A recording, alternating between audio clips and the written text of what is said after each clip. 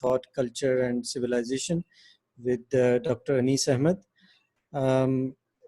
As usual, we will be having about 20 to 30 minutes talk by Dr. Anis Ahmad, followed by series of questions from you. The questions should be written down to the chat window. We will only allow this to happen, and then I will be reading those questions to our speaker towards the second half of the lecture, inshallah. Before I ask Dr. Anis Ahmad to speak on today's topic, let me briefly introduce him to you. Dr. Anis Ahmad is a Pakistani social scientist, an educationist, and a professor of Islam. He is a recipient of award by Higher Education Commission of Pakistan. He was awarded fellowship by University Science Malaysia. He also earned meritorious professorship at the IIUI, which is International Islamic University, Islamabad. He was the first Dean of Faculty of Usuluddin and Faculty of Social Sciences at the IIU Islamabad. As first Vice President of IIU Islamabad, he visualized and founded the Dawa Academy also. He was the first Dean of Faculty of Islamic Revealed Knowledge and Human Sciences of the IIU Malaysia. He is currently the Vice Chancellor of Rifa International University, Pakistan. Now I will request Dr. Anis Ahmad to speak on today's topic, which is the Quran, first source of Islamic thought, culture and civilization. Jazakallahu khairan. Bismillahir Rahmanir Rahim. Alhamdulillah. Wassalatu wassalam ala khatamil anbiya. Rabbi shrah li sadri wa yassir li amri wa hlul 'uqdatam min lisani yafqahu qawli. To begin with, Islamic thought draws its legitimacy from the Quran and Prophetic Sunnah or Hadith. The former or Kalam Allah subhanahu wa ta'ala and the later Sunnah originate from one single source, though later is the manifestation of the former in space-time. Therefore, we call Sunnah Wahi ghair matlub, which means that although the Prophet, peace be upon him, makes statements, endorses certain things, and tells by his own behavior certain things are good, whatever he is doing is not his personal act, but both have one source. Guidance is coming from Allah subhanahu wa ta'ala. He sends his kalam in defined form, and he allows his prophet to act in certain manner with the endorsement. That's why we say that both come from one source. The Quran is in the form of Wahi, and Wahi is brought by Jibreel alayhi salam.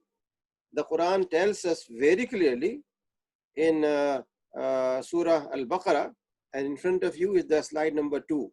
Can we have slides, please? We have today? No. I think there are no slides today. Oh, okay, no problem. I thought that we will be, those were mailed anyhow. So, the Quran tells us, say whosoever is an enemy of Jibreel should know he revealed this Quran to your heart by Allah will. It confirms the scriptures revealed before it and is guidance and good tidings to the faithful. Therefore, in this ayah, it said very clearly that it is communicated through Jibreel alayhi salam. The Quranic revelation invites its readers to rational analysis, intellectual development, exploration into the universe, application of logical and systematic thinking. Therefore, it wants believers to make use of observation and audition. It wants them to conduct introspection and critical thinking, and it wants them to develop a critical approach in correlating what is in universe, who is the creator, and what is the role of human being. Therefore, these three aspects of divinity, universe, and man all three are addressed by revelation, and in all three, human beings are invited. When human interaction takes place between Wahi and human intellect, that's how Islamic thought comes into existence. Now, the Quran, I'll go very quickly, in Surah Al-Baqarah, invites people to think critically. So it says, thus does Allah make His ayat clear to you that you may reflect. لَعَلَّكُمْ تَتَفَكَّرُونَ. And same is said in Al Imran, surely in the creation of the heavens and the earth and in the alternation of night and day, there are signs for people of understanding, for ul albab. Then it attacks dogmatism or denial of use of reason.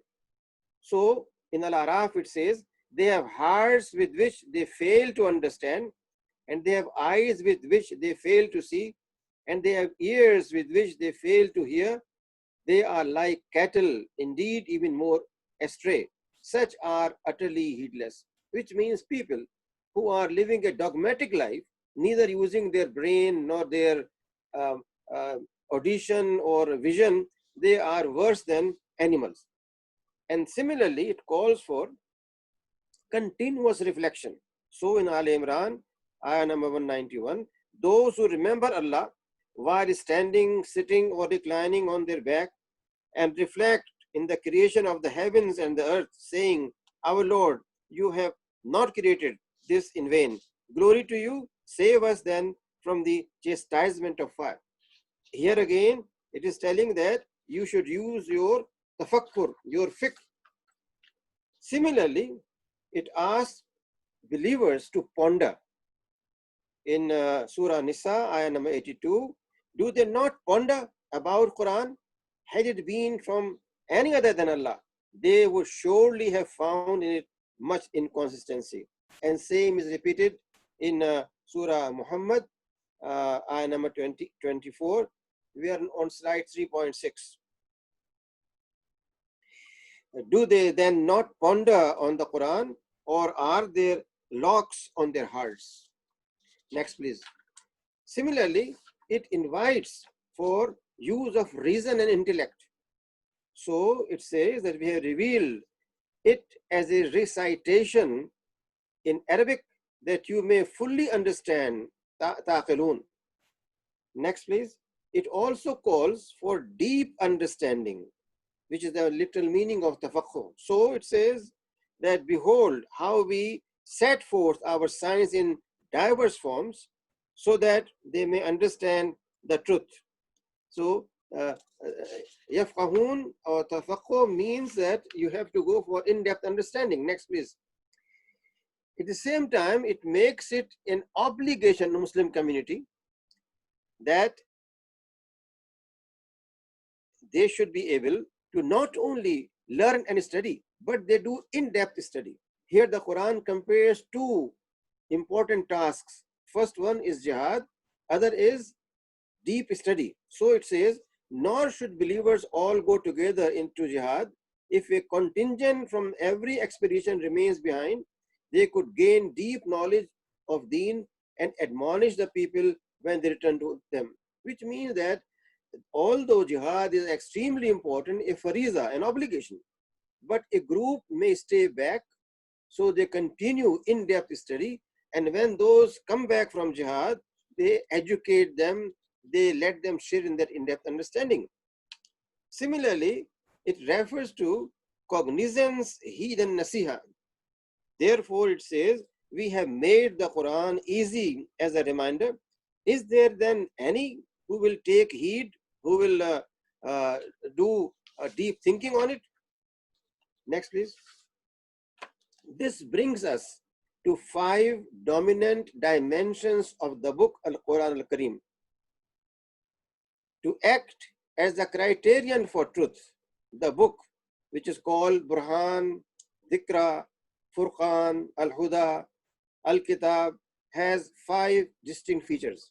First, it is the divine writ. It is not a human creation. Second, it is historical. It's not mythical. It's not recollections, as most of the so-called religious texts are. They are recollections of people from memory, from society. Thirdly, it has it is objective and protective. It is not something which is coming from any individual's understanding or inspiration. Therefore, I fully uh, disagree with the idea when some people use for revelation inspiration, even in some Quranic translations. It is not inspiration. It's something which is given objectively. Next, it is universal. It is not confined to a place, to a people, to a race, to a region. And lastly, it has applicability and practicality. It is not a collection of philosophical, theoretical ideas. It is not a matter of just a thought which is very fascinating but not applicable. Rather, every single thing said has applicability. Now, let's see how the Quran talks about it. We find in Surah Al-Baqarah, the Quran touches on this aspect and tells us that Ramadan is the month in which was sent down the Quran. So it came in a historic situation. It is identified, not only the month of Ramadan, but in the month of Ramadan, last 10 days. In last 10 days, one of the odd nights, and there are indications of certain odd nights which are more probable than the others. Second, it that talks about and tells us it's a divine writ. And so, the next please. So the Quran tells us we sent it down during a blessed night, for we ever wish to warn against people. And then the ayah tells us about the more specific time of night of power. Next, please. It is a book which has made a shift in the tradition of the people. Those persons who were using oral history, those who were mostly creating literary classics, not by writing, but by oration. The Quran says that now it is going to be a different tradition. So recite in the name of your Lord who created man from a clot of congealed blood. Recite, and your Lord is most generous, who taught by the pen. Now the shift is from oral tradition to a literary tradition. Next, please. The principles which are observed in the book are also identified by the book itself. So in Al-Araf, we find the Quran telling us those who follow the messenger, the prophet, who can neither read nor write, whom they will find described in the Torah and the Gospel, he will enjoin on them that which is right and forbid them that which is wrong. He will make lawful for them all good things and prohibit for them only the foul. And he will relieve them of their burden and the fetters that they used to wear. Then those who believe in him and honor him and help him and follow the light which is sent down with him, they are successful. Here we find first thing is said that the book provides awamir, commands. The book provides manahi, what is not to be done. The book provides what is halal, what is haram. At the same time, it tells us out of all these, what are things which are necessity or durura, what are things that are needed to facilitate, and what are things that make comfortable the whole process. Therefore, the applied principles in the Quran, which are very important to understand, first and foremost, next please, is, we have to go to next slide, next please, next slide. The applied principles include first and foremost that Allah does not want any hardship for people. Therefore, a positive term is used and that is yusr. Slide number 6. Yusr, that easiness is desired for human beings. So in the context of the month of Ramadan, the Quran says this is the month in which Quran was revealed, and then tells us Allah subhanahu wa ta'ala has made fasting for 1 month, but in some difficulties there are options. And why these options? Because he desires not hardship and he wants easiness. Therefore, the purpose of Quran and the guidance from Quran in thought creation is based on search for easiness. How we relieve people from difficulty, how we make things easy for them. Deen does not make things difficult, but Deen makes easy. Therefore, a professor, when he is talking, he has to make sure that he is not bombarding people with the terminologies, with concepts which go over their head, but they have to be simplified, they have to be easy for them. Next, please. The same thing is emphasized in another way, and that is removal of difficulties, adam haraj. So the Quran says, believers, when you stand up for prayer, wash your face and your hands up to the elbows, and wipe your head and wash your feet up to the ankles. And if you are in state of ritual impurity, yourself by taking a bath. But if you are either ill or traveling, then what should happen? Then it tells us that just to remove your difficulty, you can do masa, you can have tayammum, you can do things which are other than using water. So remove difficulty. If a person is in need of water to make wudu or ghusl and water is not available, what should he do? Miss his responsibility? No. Work must be done. Life must continue. Things must be encountered. But for that, you have to find out what is the easiest way of doing it and how we remove difficulty. The whole thought process essentially, which we'll discuss later on, ilm an-nafi means that knowledge which removes difficulties, that creates easiness, that provides options. Next, please. Similarly, another principle couched in the Quran is Allah subhanahu wa ta'ala does not lay a responsibility on anyone beyond his capacity. I often hear from my faculty members and students, we are overloaded with courses, we are teaching too many hours, you also want us to publish research, you also want us to attend conferences, at the same time you go for long meetings, review of syllabus. How can we do all these things? The Quran tells us that Allah subhanahu wa ta'ala has constituted ourselves in a way that when we have taken all possible load, it is not beyond our capacity. Therefore, the principle is that we should not put things above the burden, but to find out the burden, we must have a very objective evaluation of every individual. Next, please. The Quran also provides the principle which we call takhfif, or lightening of the burden, reduction. So we find the Quran telling us that Allah would make the burden light for you. At the same time, it tells us that the Prophet, when he is inviting people to make jihad, then if there are just 20 believers, they will overcome 200, which means a proportion of 1 to 10. But then the following ayah says that in some cases you may find 1 to 2. Therefore, 10 will overcome 20, which means that the principles have some flexibility, but not laxity. Two separate things. One is flexibility.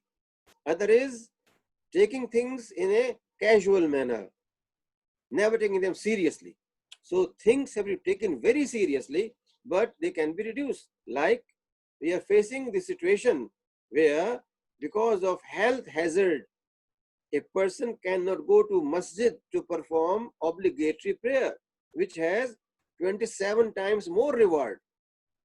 But this incapacity of the person, that he is not allowed to go though he wants, allows him to make prayer in home and at the same time expect same reward which he could have gained by going to masjid.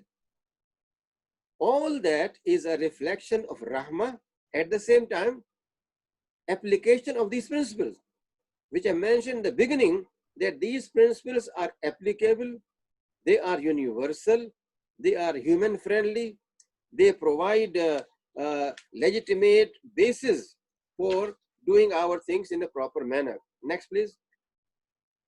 The Quran also provides us an important principle which we call tadrij, gradualism, and provides us within the text examples. For example, in front of you is the Quranic ayah which says, they ask you about wine and game of chance, saying both these there is great evil, even though there is some benefit. In the next one, next slide please, the Quran tells us, believers, do not draw near to the prayer while you are intoxicated until you are saying what you know, until you know what you are saying, which means that the next step was that when you want to pray, then do not come near liquor. And naturally, if someone is praying early morning, midday, later part of the day, then before the sunset, then at sunset, after sunset, what is the time for a person to take liquor? All the time he has to be attentive. So he will not take liquor. Gradualism. But this gradualism was completed in next, please, 10.2, where the Quran said very clearly that this liquor is and game of chance and all these adults activities are filth, are abomination, and therefore abstain from it. This is the ayat tahrim al-khamr, and therefore the process is completed of gradualism, which means that in many situations the introduction of Islamic legislation may be done gradually, not instantly. Next, please. Creation of thought also requires understanding of within the Quran what are operational principles of application. Therefore, the Quran tells us, such of our revelations as we abrogate, it's not abrogate, but it is qualify, or cause to be forgotten, we bring in place one better or the like thereof. Don't you know that Allah is able to do all things? The ayah uses the word Naskh, and Naskh is often translated by many of the translators of the Quran as abrogation or void, which I do not agree with them. It is qualification, as Asfahani defines and tells us, and the reason I'm saying it is because the Quranic ayah elsewhere supports us in this idea. The ayah that was said earlier, I repeat that, next please, 11.1 of Surah Al-Anfal, that ayah provides us the basis where it tells that Allah subhanahu wa ta'ala has done Takhfif. This Naskh is essentially a qualification, confining to specific situation, reducing, not abrogation. So this principle helps a person in understanding Quranic ayat and their application. Next, the application of the Quran in thought also requires that we should be able to understand where the Quran is providing a hukum and where it provides its wisdom. So, hikmah and illah. Illah means what makes something legitimate or legal. Hikmah means what is behind it. So, in this ayah, the word kutiba makes obligatory fasting. But at the same time, لَعَلَّكُمْ تَتَّقُونَ tells us what is the hikmah behind it. So in one single ayah, these two aspects have been put together. Next, please. The Quran further tells us that whatever we do is based on certain Quranic principles. And among these principles, first and foremost is Tawheed. We have discussed it in one of the discourses. I'll not go in detail. Second one is Adl or equity, doing things as they are supposed to be done. And then protection of life, protection of reason, protection of deen, religious liberty, protection of genealogy of people. So we are not having a mixing of gender, mixing of genealogy. And lastly, mal or property. These are 7 objectives which are observed throughout the Quranic legislations. And consequently, when you want to generate thought and create thought, we shall have to keep these 7 principles. You will find that a number of Muslim scholars have been emphasizing the need of understanding objectives of Sharia, because nothing can be done unless we understand them in depth, and that requires a whole discourse on their standing, their application, and how we can use them in our various specialized areas. Next, please. It is because of that the Quran calls itself, we have neglected nothing in the book, then to their Lord will they all be gathered, which means that if you want to develop space technology, if you want to develop literary culture, if you want to develop an economic system, then you go and find out using principles and methodology of the Quran, and you will find a basis for what to do in the light of objectives of Sharia. Next, please. The Quran comes with basic themes, major themes. Among those, first and foremost is to invite human mind to think about who is their Rabb and Khaliq. So the ayah tells us that the originator of the whole universe, of everything, he is the originator. He is the prime creator. Next, please.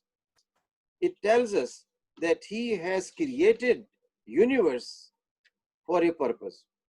And therefore, we must try to understand what is that purpose. That also means that if universe is created by him, universe cannot assume divinity, because as a creation, it cannot be created itself. So nature worship is automatically out of question. Next, please. It also tells us how we relate among ourselves. Therefore, the universe and human being are linked together. And we are told that this universe has been made subservient to you. You don't have to conquer it. You don't have to destroy it. You don't have to rip it, as we are doing for 2 centuries in the name of modernity and development and technology. Next, please. Then it also tells us what is the purpose of man's creation. And that role is to act proactively on earth as Allah subhanahu wa ta'ala's representative. Next, please. This role as proactive person is based on adl and ihsan, is based on a culture in which thankfulness to Allah subhanahu wa ta'ala is created, and in which family has been used as a vehicle. Next, please. It is not a matter of just learning by oneself, but it is a matter of family as an institution where first learning process starts, where a child is given his or her understanding of life, of society, of divinity, and social responsibility. Next, please. Therefore, the society Islam wants to visualize is based on the concept of social responsibility. Muslims as an ummah have been asked to play a role of ethicalization, ethics, morality, enjoining what is right, stopping from what is wrong in every single area. Whether it is pharmacology or it's a matter of sociology or economy. Everywhere, ethical issues are to be raised first. Is it ethical for me to use certain chemicals and become a multi-millionaire in a few days by harming ultimately the genetic structure of people? Is it okay for me to use economic methods by which I become rich, but they become poor? Every single area of life is subject to this concept of Amr bil Maruf and the concept of Adl in Islam. Next, please. This realization of ethical order, therefore, becomes an obligation of a scholar as well as someone who is seeker of knowledge. Next, please. But this is to be done not with extreme approach.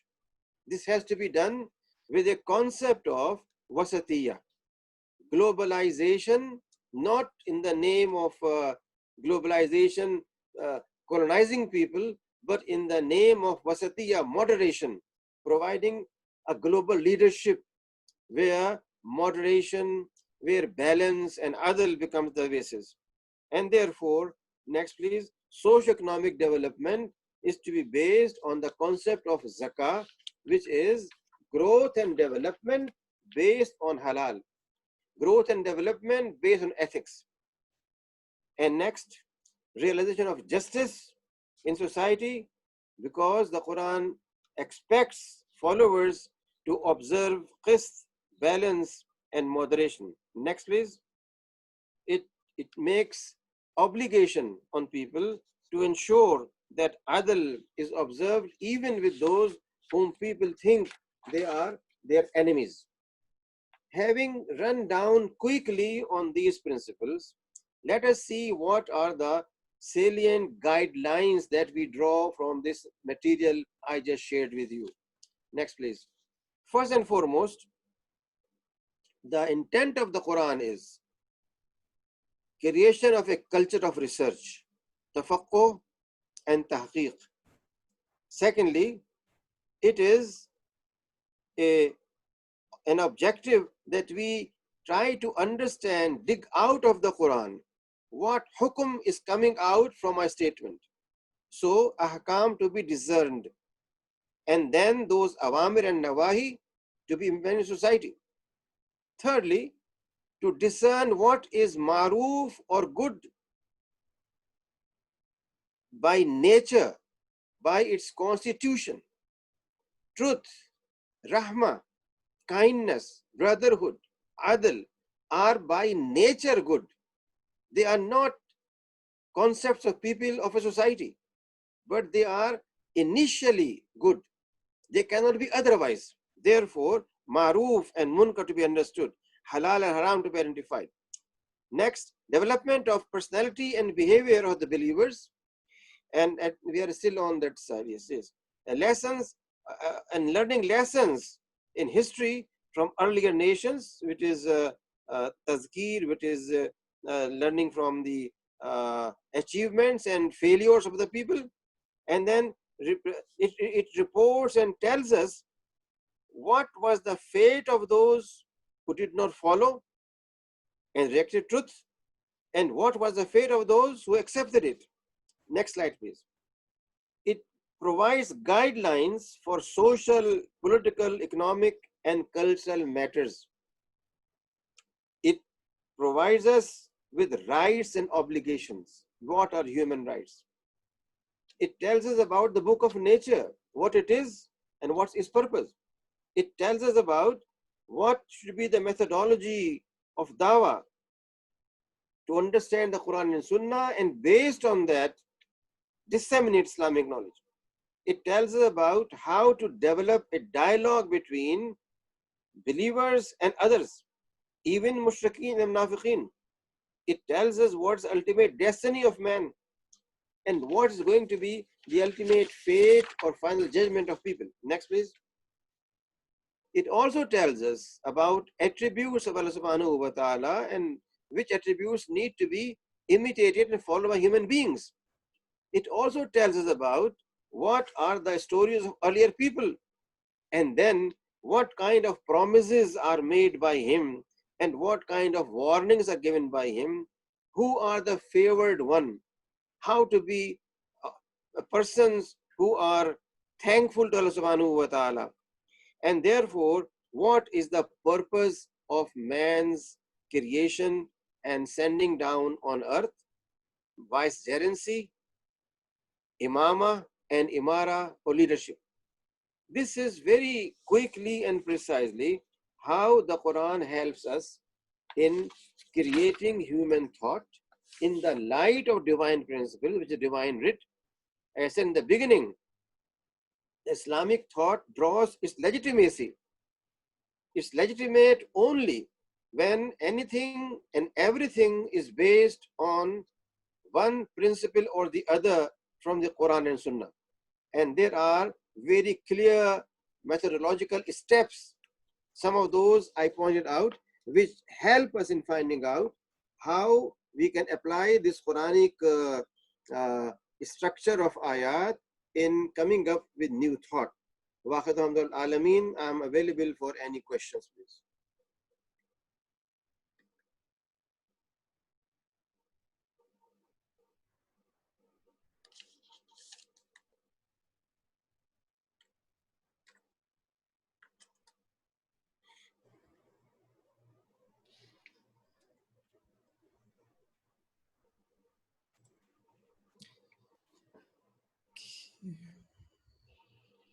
Okay, our first question is, Quran is divine writ, hence it is transcendent and provides absolute truth. What about the interpretation of Quran? Is it transcendent also, or can we say that interpretation of Quran, which is tafsir, provides us relative truth as it is produced through human effort? Well, your question has two important aspects.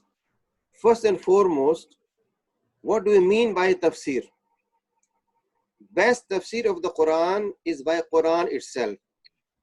When the Quran says there is more harm than benefit, it defines why harm. Tafsir is in the second passage, which says the harm is you never know what you are saying in the prayer. And so the third one tells very clearly, if this is so harmful that you cannot communicate with your creator, then you better stop it. Therefore, the first approach is tafsir of the Quran bil Quran. Secondly, Sunnah or Hadith is defined by scholars, particularly Imam al-Shafi in his Risala. He tells us that the Sunnah is Tashrih and Tashri'. Tashrih means Sharah, and Tashri' means by itself, law. Therefore, if we want to understand the Quran in the first sense of writ, then the writ is explained by the writ itself, then explained by Sunnah, which I said in the beginning, coming from same source, again near to writ, but most authentic tafsir by the action and statement of the Prophet himself. If these two things are sufficient, no need to go further. But if there is a need to further ponder, further investigate, further come up with some application, then we go for use of our aql and reason. Therefore, tafsir ma'soor and tafsir based on reason and other aspects, lugha and adab, everything is recognized. Now, in that sense, whether tafsir or opinion of Ibn Kasir, opinion of Qurtubi, opinion of Baydawi, opinion of so-and-so, those are opinions. Those are not part of Sharia. Sharia means the Quran and Sunnah, the Quran as explained in Hadith, the Quran as explained by itself, but human interventions, which we call ilm an-nafi, which we call whatever is coming up as a a drawing of opinion based on Quran and Sunnah, that is always subject to change and criticism. Next question is from Zuhaib Babar. I would like you to please address the issue of slavery, especially female slaves. I do agree that Quran in every way discourages slavery and encourages the emancipation of slaves. However, why isn't there any definite commandment following the principle of graduality on this issue, as is the case with the prohibition of intoxicants, if Islam really wanted to put an end to practice of slavery? You know, the Quran says very clearly that khamar and game of chance and all these things are extremely objectionable, wrong, unethical, immoral. And as I said a while ago, when the Quran said there is more harm in it than benefit, just that ayah led companions to understand they better stop and not wait for ayat tahrimul khamr. Therefore, if the Quran has given a principle of discouragement regarding khamr, then the same principle of discouragement about slavery is very, very clear in the Quran. For everything that a human being may be doing wrong, made a promise, did something which is sinful, or something that calls for some kind of fine or reprimand, in every aspect, it begins by saying, okay, free them. And then it says that your hard earning, halal earning, from where you want to pay zakah, in that you have a permanent hukum, zakah, to be used for the liberation of slaves. What does that mean? It's a permanent hukum. It's not temporary. Whenever a Muslim community exists, wherever it exists till the judgment, those who are paying zakah, it's their obligation to free slaves with the money of zakah. Therefore, it's not a matter of just persuasion. It's a matter of a mechanism provided without using the word, just as the Quran has used the word for several things. Fala junaha, with reference to the sa'i, but does not mean that fala junaha means so you can do or not do. No. There are various ways of giving hukum in the Quran, not always hurrima, but other terms are used and they carry same weight. Therefore, when the Quran talks about discouragement, it's not just a persuasion, but it is sometimes a very definite command, although the words are not of amr, but they carry the amr in themselves. One question from the last lecture. In the last lecture, Professor mentioned the 5 high objectives of Sharia and putting the protection of deen before life. How is that substantiated, please? I did not put before life. If you even see today, I put first Tawheed, then Adl, then life, and then Deen. So this is how I put, but Imam Ghazali and Imam Shafi both put Deen as first and life as later. And I think it's not a fixed concept in our literature, and the way you approach depends on your prioritization. In my understanding, if I do not have protection of life, then I cannot think about reason at all or about any other thing else. Therefore, life comes first before anything else. We are, during these days, avoiding a number of obligations because of life. Shouldn't we learn by our own experience? Therefore, prioritization to me means that even the objectives of Sharia need to be understood in that priority which is demand of the Quran. The Quran emphasizes on hifz and nafs very strongly and says killing of one life is killing whole of humanity. And similarly, it talks about our preservation of reason and rational approach. Now, when you put all these two together, then it means in priority, saving life will come first, and after that. Therefore, Hadith tells us that if you are in a situation when you are compelled to say kalma of kufr to save your life, then saying that is not haram, which means that life in any case becomes first priority in the Maqasid Sharia. Next question says, I want to ask your opinion about the emergence of trends in Islamic world using Western hermeneutic methodologies such as Derrida, Raishior, and Gadamer to understand the Such as? Quran. Derrida, Raishior, I think these are some scholars. I can't pronounce them correctly. I see. I see. Some French scholar, Raishior, I think Raishior, to understand the Quran. Well, you see, no, it's not right. It is Paul Ricoeur. It's Paul Ricoeur, okay. And Herder and many others who have come up with those concepts. You know, the Quranic hermeneutics is something different than what has been the Western tradition. In Western thought, their sacred text for quite some time was considered beyond any kind of criticism or even critical understanding. Therefore, whatever was said in the word, and that's it. But with Bultmann, Robert Bultmann, a German scholar, and before him a few others who came up with the idea that we should apply principles of historical criticism, internal criticism, external criticism, textual criticism, and so on and so forth in understanding Old Testament and New Testament.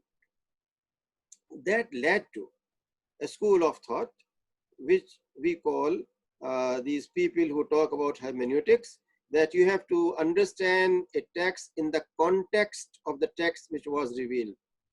You have to understand it in terms of what kind of religious language is used, limitations of religious language, its symbolism, its sociology. All those aspects are considered when we talk about hermeneutics. And in that, Paul Ricoeur definitely has made great contribution, and many others. In Islamic case, our scholars from day one have applied higher principles than what were discovered by the West about over 1,000 years later. They have used textual analysis, they have used linguistic analysis, they have used literary analysis, they have used the contextual analysis in terms of sabab and nuzul. Every single principle which is required for understanding Quran has been applied by our scholars, but without using those high phrases that are taught in our universities to our graduates and our teachers of the university, and they think this is the West. No, it was Langlois for the first time, a French historian who came up with the idea of criticism, and they never used these approaches before. While from day one, the Maghazi and Sirah and Fiqh all have been subject to thorough criticism. We have used all those methods much, much earlier than what Europe discovered 1,000 years later. Yet, the tafasir are of different nature because all textual criticism of Old Testament, New Testament is based on the concept that whatever they are criticizing is a human report of what they thought is divine. Therefore, Old Testament, New Testament, both are human record of what they thought. Quran is not like that. The Quran is divine word in its own original form, not creation of the mind of one or the other person. While no single book of Old Testament or New Testament claims it is exactly the word of Allah subhanahu wa ta'ala as given in Aramaic or Hebrew or whatever. Therefore, we cannot compare these two phenomena. It is comparing tables and chairs. But unfortunately, many Muslim scholars who are influenced by Western thought, they try to read in the Quran what their teachers teach them about Old Testament, New Testament. Next question is, the Orientalists have been distorting the teachings of glorious Quran by creating doubts, etc. I would like you to shed some light on how best to address this maneuver. Well, Orientalists had a specific purpose because the whole Orientalism developed as a project of colonization, imperialism. Therefore, under colonization, they came up with the idea of educating in their own faith and history what they should be educated, not what actually the history and civilization is, but those aspects which the Western capitalist mind wanted Muslims to know. Therefore, they picked up the Quran, they picked up prophetic life, they picked up history, and whatever they thought is to be given to Muslims as something authentic was given in the form of confused statements. So we get confused about our sources. This is very simple, and I think they did it very cleverly, to the extent that many Muslim scholars who were brought up by those Orientalists, whether those were German or Dutch or French or British, makes no difference, but all of them had one common approach. And if you want to know about how they have done it, then you can even read some of the Western writers like Norman Daniels' 2 volumes on Islam and the West, or Edward Said's writings on Orientalism, and many others. So the work of Orientalists was for a purpose, but unfortunately, many Muslims even today use that methodology and that mindset, and that needs to be corrected. Okay, next question says that, as mentioned, Allah will test a person based on his or her capability, meaning he or she has the capability to overcome the test, but in reality, few will fail. How do you explain this contradiction? Well, Allah subhanahu wa ta'ala knows how much I can retain, but I should not underestimate myself. I should always take an approach of positive thinking, not of frustration and depression. And that's how the Quran says that 10 of you or 20 of you will overcome 200. These 20 were not highly equipped,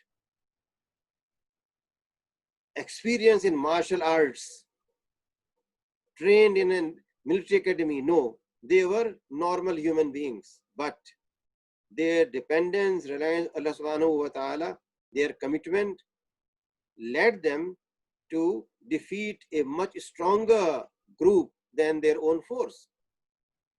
They never thought they can overcome that huge number of people, but their confidence in Allah subhanahu wa ta'ala, and not underestimation, neither overestimation. When they overestimated Hunain, they could not succeed. Therefore, it's a matter of reliance on Allah subhanahu wa ta'ala and making best use of one's capacities. If we do that, that's what we are accountable for. That's why it says, there is no taklif except what you can tolerate. If one can tolerate that much, only for that one is accountable. And that means Allah subhanahu wa ta'ala looks towards our actions sympathetically, with kindness, with compassion, with love, with forgiveness, and leaves no room for us to feel frustrated, disappointed, or underestimating ourselves. Jazakumullah khair. I think we have run out of time. We still have many questions, and I thank everybody who have participated in this actively. And before we finish, could I ask Dr. Anis Ahmed to please conclude today's session? Jazakallah khairan. In this very brief discussion, what we have tried to understand is that Islamic thought is not just a matter of a Muslim name writing on Islam, but a Muslim name or even a non-Muslim name following those principles which guide us in creating Islamic thought. And those principles begin with, first and foremost, the Quran. Therefore, I said the Quran as first source of Islamic thought. And we'll discuss hadith later on sometime, inshallah.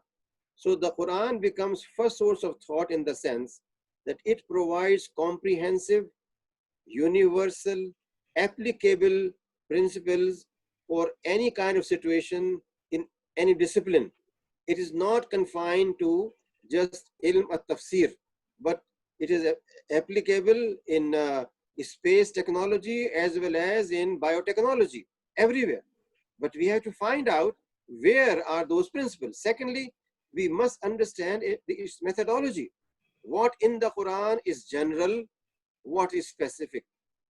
What in the Quran is qualified, what is not qualified. What in the Quran is mandatory, what is not mandatory. And all that I refer to in terms of what is our principles of easiness, principle of qualification, principles of halal and haram, maruf and munkar. All these principles, when properly understood, at the same time, the very objectives of Sharia, which are embedded in the Quran, when we keep those in our mind, then whatever production we make in physics, in chemistry, in economics, in literature, that should have a color of our link with the Quran. That should tell us what are the areas where we can go, how much, and where we stop.